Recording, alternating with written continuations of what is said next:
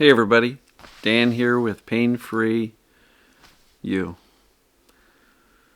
So, today I wanted to talk about this. How to shift focus away from symptoms. Right? Because a lot of people are like, I'm staring at it all day long. So, hope everybody's well. Welcome to Friday. Hope you all have a fantastic weekend.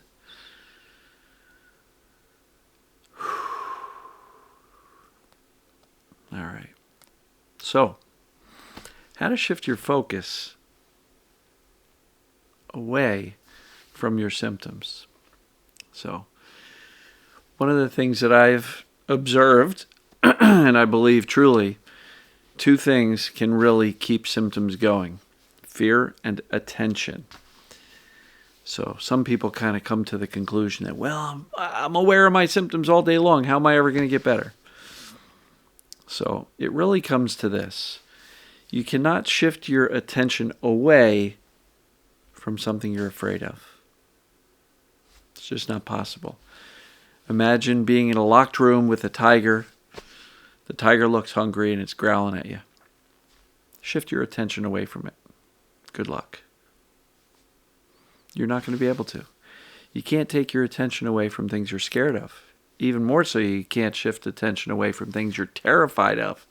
It's captured your attention. It consumes your attention.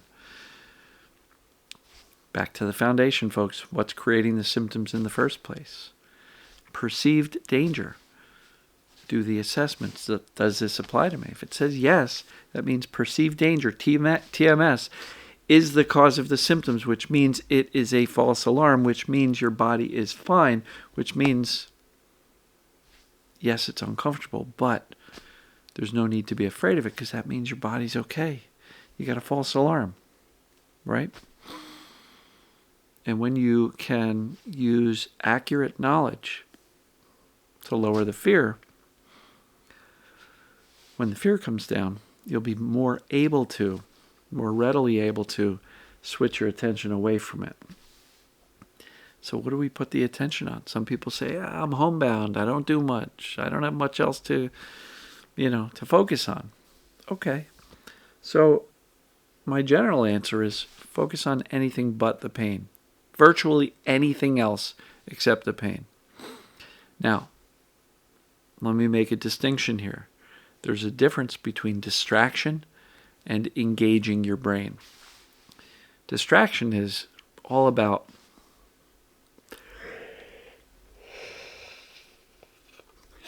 running away from the pain, right? Forgive me for these yawns, folks. It's after 11 o'clock at night. Distraction is all about running away from the pain, which means you're still trying to get away from the pain, and so pain or symptoms. And so you're still perceiving danger because you're running away from something. Engage means you're running towards something else, more interesting, productive, useful, meaningful, connection with others, peaceful, joyous. Engaging your brain is doing something fun, ideally with fun people, or doing something fun by yourself that you enjoy. Enjoyment, play. Those things are massively important in teaching the brain. I'm safe because I wouldn't be safe, or I wouldn't be drawing if I wasn't safe. I wouldn't be sitting here doing X, Y, and Z if I wasn't safe. Lower the fear, shift your attention, and that shows your brain this thing that you're turning your attention away from is not significant. There was that nice little success story where the gentleman said, I asked myself every time I notice a symptom, is this a big deal? And he was able to answer, no, it's not a big deal because I'm still strong, healthy, smart, whatever. So are your symptoms a big deal? Are they? If you think they are, go back and review the fact that they're a false alarm. They're perceived danger, not actual threat. And so if you knew it was a false alarm that was temporary, temporary, would it be a big deal if you had your symptoms today? I talk about acceptance, radical acceptance of what is today. But if you know it's temporary, and that the less fear and attention you give it, the sooner it goes away, is it really a big deal? Or is it a inconvenience or a discomfort that's going to go away? And it does reliably, predictably.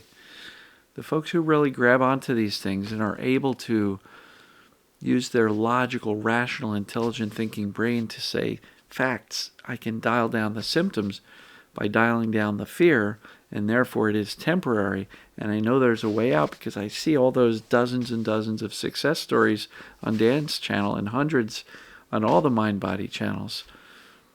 This is proven, folks. It's science-based. It's fact-based. And you can do it too. You can absolutely do it. One of the challenges is to shift your attention away, shifting focus away from the symptoms. And we don't do that by running away from symptoms. We do it by engaging our brain in something else. Doesn't matter. If you're not sure what to do, write a list of things. If I weren't feeling symptomatic, how would I spend my day? What would I do? Write a list. Write it out. Whether you can do it now or not, given your current symptoms and limitations, just write out a list of everything you think you would do if you're feeling great. And inevitably, you're going to find a number of things on that list that are joyful, purposeful, meaningful, connecting with others, calling a friend. Hey, I'm calling. I haven't talked to you in months, but I'm not calling you to talk about symptoms. How the heck are you? Tell me something good. What's new with yourself? What's new with your family? Right? Connecting with others. Really useful. Use FaceTime, video if you can. That's even better. You get to see their face. You get to see their smiles. Right? And I'm not going to list all the things because there's literally 1,000 things that people can do to occupy their time, but more importantly, engage their brain.